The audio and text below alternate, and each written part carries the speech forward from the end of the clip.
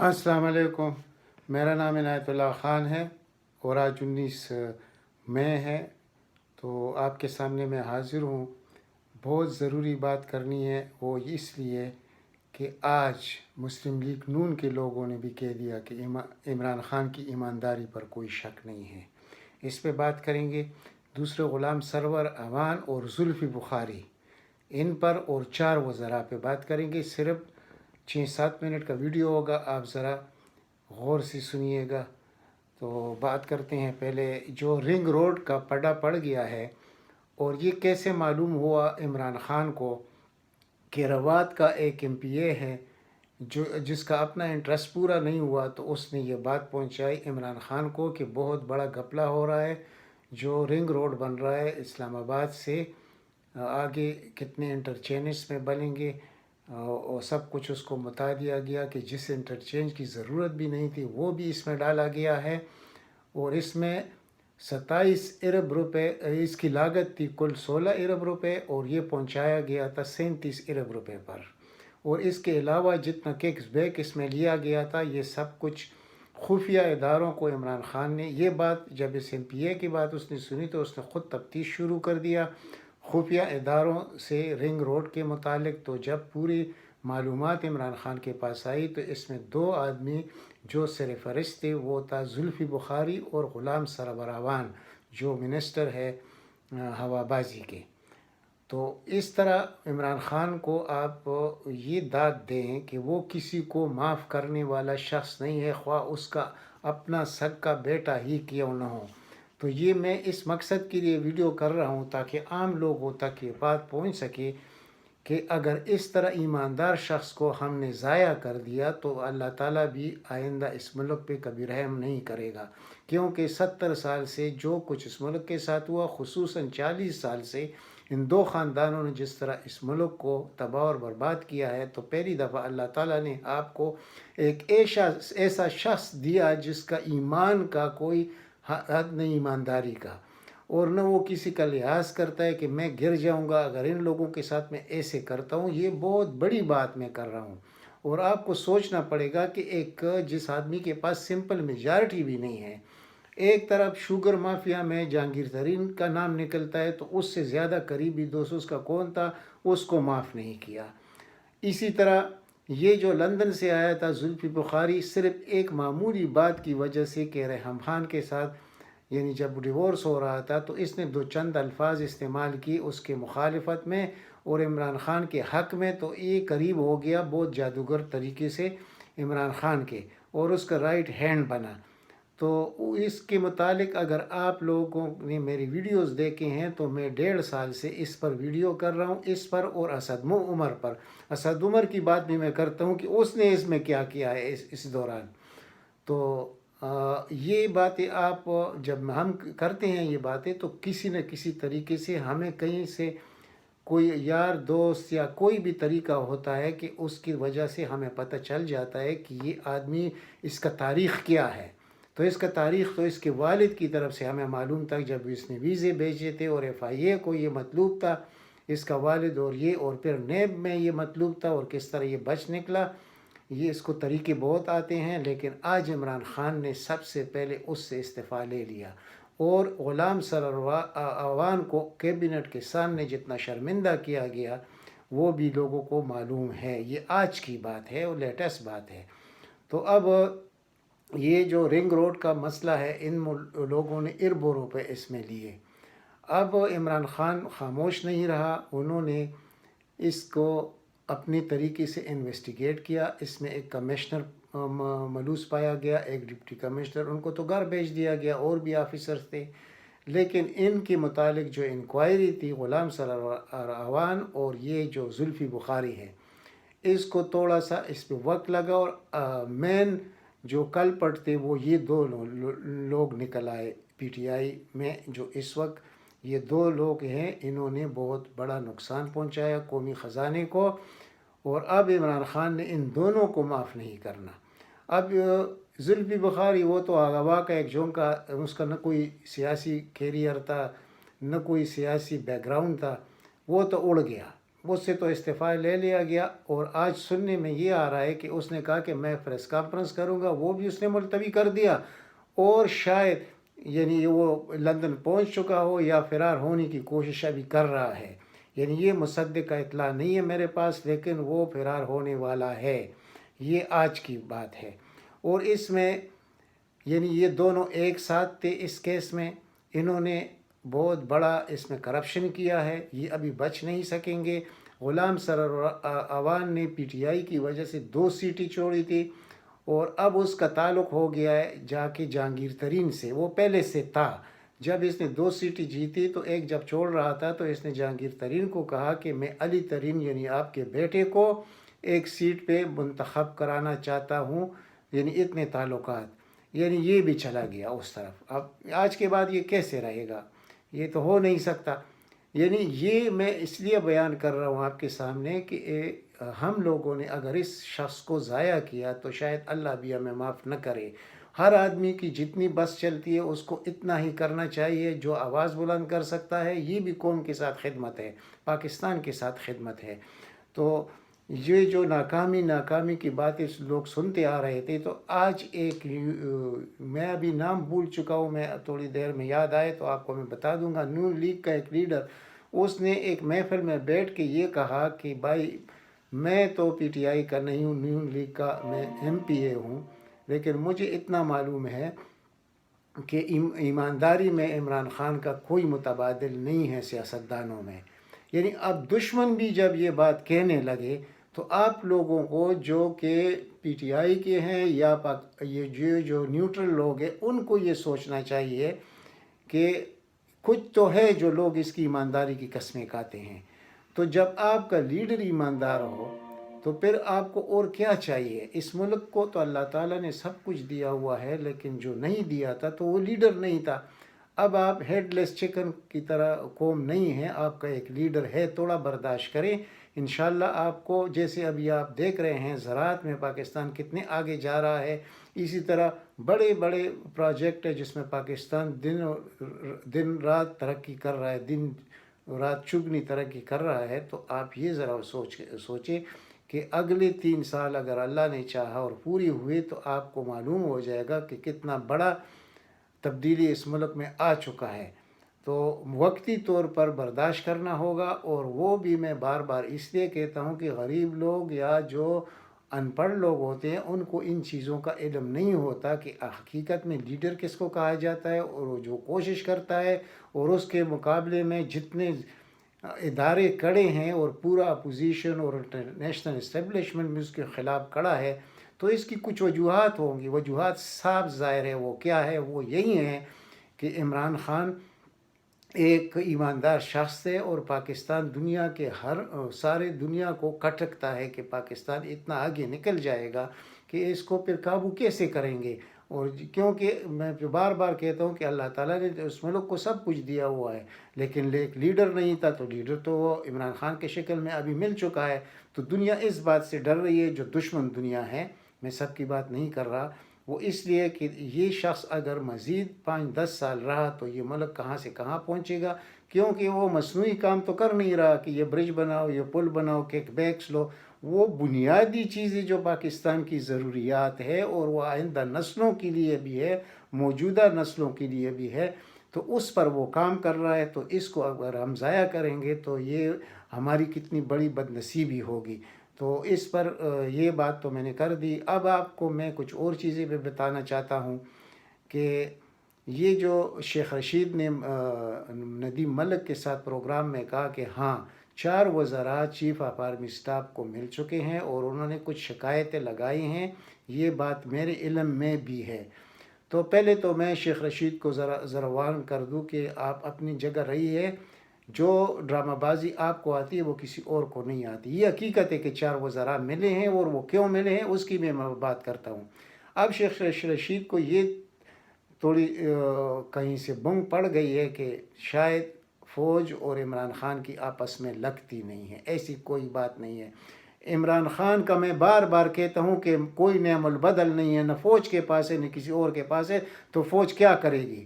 اور اگر فوج اس وقت کچھ کرے گی تو کیا یہ کوئی نواز شریف ہے یا یہ کوئی بلاول بھٹو ہے یا یہ زرداری ہے، اس ملک میں خونی انقلاب آ جائے گا، ندی نالوں میں خون بہے گا۔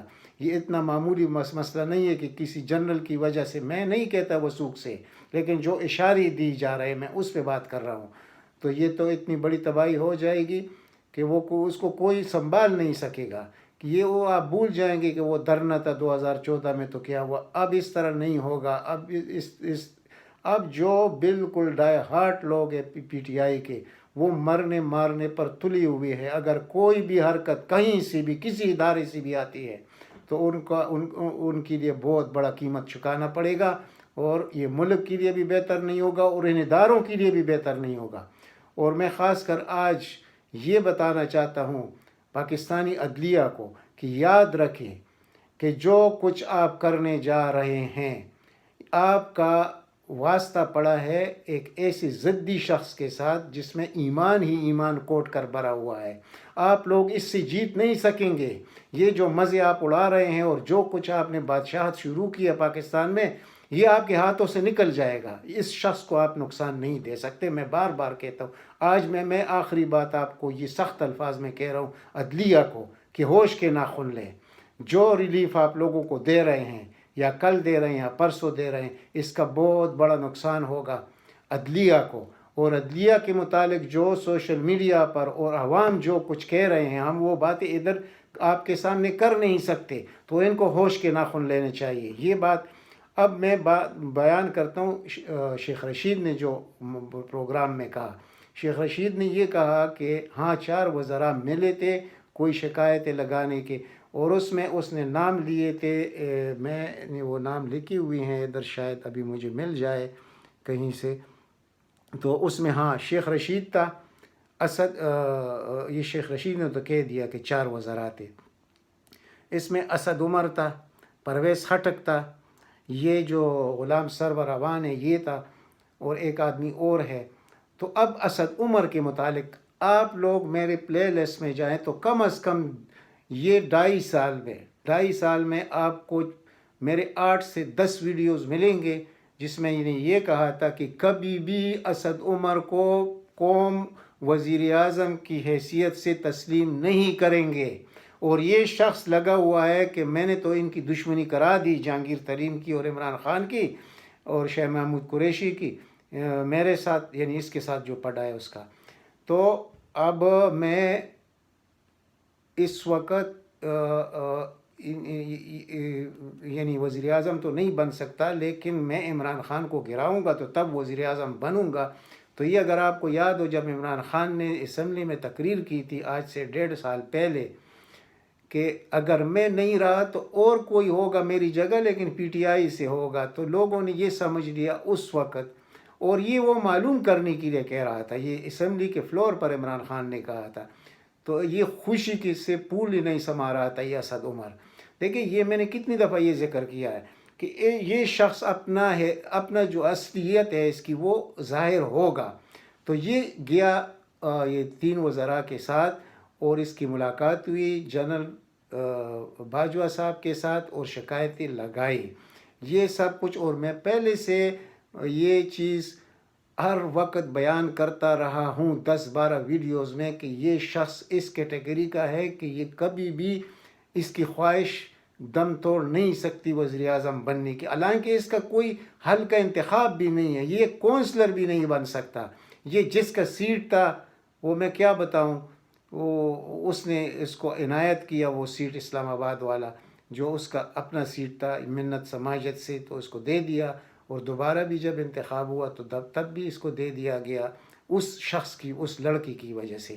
اب یہ جو میں بات کر رہا تھا تو میں اس لیے مجھے معلوم تھا کہ دیکھیں اس کا ایک پروگرام میں نے دیکھا عید کے دن، اور اس کا بھائی زبیر عمر جو دن رات پی ٹی آئی کو گالی نکالتا ہے وہ موجود تھا، اور اس کے موجودگی میں یہ دونوں کی بیویاں اور یہ دونوں عید پروگرام میں موجود تھے۔ تو اسد عمر نے خود کہا کہ میں نے اس کو شہباز شریف سے ملایا، میں خود آیا پی ٹی آئی میں۔ اب یہ اگر پی ٹی آئی کے ساتھ ہونسٹ تھا تو اپنے بھائی کو شہباز شریف کے پاس رکھتا اور مریم نواز کے پاس رکھتا، تاکہ ادھر سے بھی کبھی چانس بنے گا تو وہ بھی ہمارے خاندان کا ہوگا. ادھر میں اپنا کوڑا نکالنے کی کوشش کروں گا.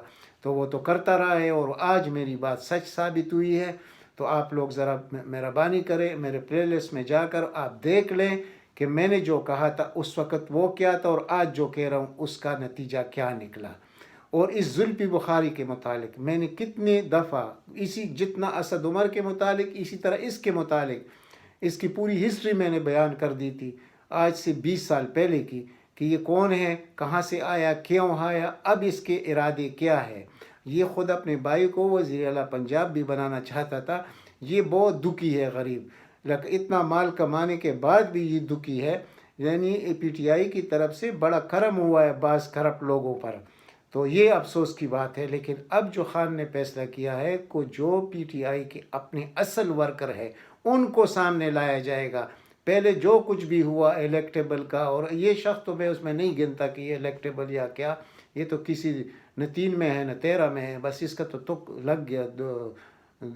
لگ گیا اور یہ آ گیا. بس اس سے زیادہ بات نہیں کرتا.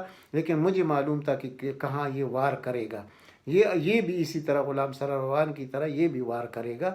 یہ ایسے نہیں ہے. جس کے ساتھ بھی عمران خان نے اچائی کی ہے اس نے چورا گوم پایا اس کی پیٹھ میں. تو اب تو انشاءاللہ میرا جتنا خیال ہے تو اب آئندہ کے لیے وہ بہت زیادہ ان چیزوں کو ریکگنائز بھی کرتا ہے, کنسیڈر بھی کرتا ہے, سوچتا ہے دن رات ان باتوں کو. تو اب اس کو ایک ایک کا پتہ چل چکا ہے. وہ کون عثمان بزدار کے خلاف کون کس کے کان بھر رہا تھا. یعنی افواج پاکستان ناراض تھے عثمان بزدار کی سلیکشن پر. وہ ہم بھی نہیں چاہتے ہیں, مطلب عوام بھی, کہ اس آدمی یہ نہیں کہ وہ کوئی غلط آدمی ہے, لیکن جس آدمی کا کوئی تجربہ نہیں ہے تو وہ 12-13 کروڑ عوام کا صوبہ کیسے چلائے گا. تو اس پر تو ہمارا بھی تنقید ہے. لیکن ایمانداری کی حد تک ہے تو آپ یہ تینوں وزراء اعلیٰ کو لے لے اور ایک اس کو لے لے تو یہ اس میں بہتر نکلے گا. تو اب یعنی اس طرح بنا ہوا ہے عمران خان کا کہ وہ جو بھی ایماندار ہوگا اس کے ساتھ ہوگا, خواہ وہ یعنی میں کیا بتاؤں, خواہ وہ ڈیلیور کرے یا نہ کرے. یہ بہت بڑا مسئلہ ہے. لیکن ابھی پتہ چل گیا یہ رنگ روڈ کا, تو یہ پہلے بات ہوئی تھی وزیر اعلیٰ پنجاب سے اور اس نے نمک حلالی کا کام کیا ہے. اس نے کوئی چیز نہیں چھپایا. اس نے یہ نہیں دیکھا کہ اس سے نقصان ہوگا پارٹی کو. اس نے سچ بتا دیا اور آگے پھر انکوائری بڑھی اور یہ خود عمران خان نے خود یہ انکوائری کی. اور اس میں عثمان بزدار کا کردار بھی قابل تعریف ہے. ہم جو بات ہوگی وہ سچ آپ کے سامنے رکھیں گے تاکہ عوام کو کل یہ معلوم ہو کہ کیا سچ ہے کیا جھوٹ ہے اور کیا نقصان دہ ہے اور کیا فائدہ دے سکتا ہے. تو اس لیے میں نے ابھی آپ کو بتا دیا کہ یہ شخص عمران خان کے خیال میں ایماندار ہے تو اس لیے وزیر اعلیٰ ہے اور حقیقت بھی یہی ہے. تو باقی تو تجربہ آ جائے گا انشاءاللہ. جب دوسری دفعہ حکومت آئے گی تو اس کو بھی تجربہ آ جائے گا اگر اس کو وزیر اعلیٰ منتخب کرنا پڑا. اور اس وقت میں نے جو بیان دے دیا کہ یہ خونی انقلاب, یہ میں ویسے عوام میں بات نہیں کر رہا. اب مجھے یقین نہیں ہے لیکن یہ عثمان بزدار کی وجہ سے تھوڑا سا شک ہے کہ افواج پاکستان خوش نہیں ہیں اس شخص کی وجہ سے عمران خان سے. تو یہ جو 4 وزراء گئے تھے اور یہ کان بھر رہے تھے چیف آف سٹاف کی, تو اب تو پہلے ان کو یہ شرم آنا چاہیے کہ چیف آف سٹاف تو سبارڈینیٹ ہے ایک وزیر اعظم کا اس ملک کا. میں نے عدلیہ کے سامنے بھی بات رکھ دی کہ بھائی آپ بھی ہوش کے ناخن لے, یہ شخص کسی کو معاف کرنے والا نہیں ہے. آپ لوگ کچھ بھی کرے, توہین کا وہ کر دے, آپ اس کو نعال بھی کر دے, لیکن اس شخص سے آپ کا چھٹکارا بہت مشکل ہے. تو یہی چیز میں افواج پاکستان میں چند 2-4 لوگ جو ہے ان کو بھی بتانا چاہتا ہوں, ایسے نہ کرے. غلط یعنی اس چیز میں ہاتھ نہ ڈالے جہاں آگ ہو. یہ عمران خان کی مثال اس وقت آگ ہے. اس کے ساتھ جو ہاتھ لگائے گا اس کے خلاف تو اس کا ہاتھ جلے گا. تو بس یہی کچھ کہنا تھا آپ لوگوں کے ساتھ جو شیئر کرنا تھا.